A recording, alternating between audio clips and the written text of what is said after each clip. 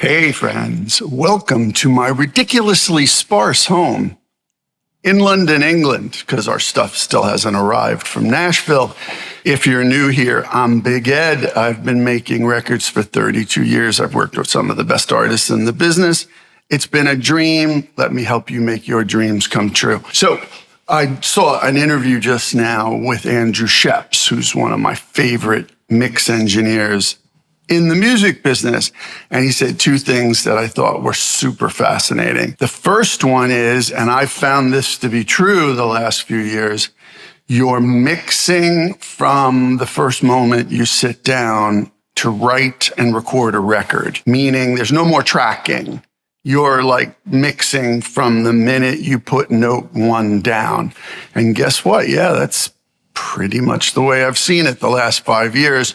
So think about that as you're creating that, and it's nothing to be ashamed of. I find it to be very useful. It's very taxing because it's a lot more work than it used to be because you have to make those decisions up front, but it also gives you direction. So start thinking about that when you're starting your project. Make those decisions. Don't be afraid. You're mixing from the first minute you put a note down. Number two, he was asked about AI and what did he think the future was of AI and the business 5 years from now. And he said, well, it's the holy grail of the music business to create a software that mixes your music for you. And the guy was like, well, why is that? And he's like, there's exponentially far more people fiddling around, at home, trying to write and create music than there are full-time professionals making a living in the music business. So he didn't use the word hobbyist, but he could have.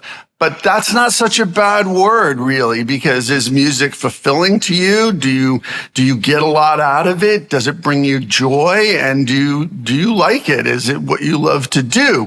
So if that's where the biggest part of the market, which is how I took the quote, is if the biggest part of the market is not full-time music professionals, but people like yourselves at home trying to learn, trying to create music, trying to get better, which is why I make these videos, then the future of the industry is yours. And he hopes that's where AI is going. And he hopes that's where software developers are going as well. So I'd love to hear your opinions on this.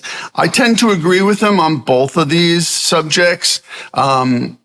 And what you think about where music and production and the business are going over the next 5 years, because I don't really sit down and think about it. I'm really busy doing it, but I really should. And maybe with your help, we can all do it together. All right? Thanks. All right. Catch you later.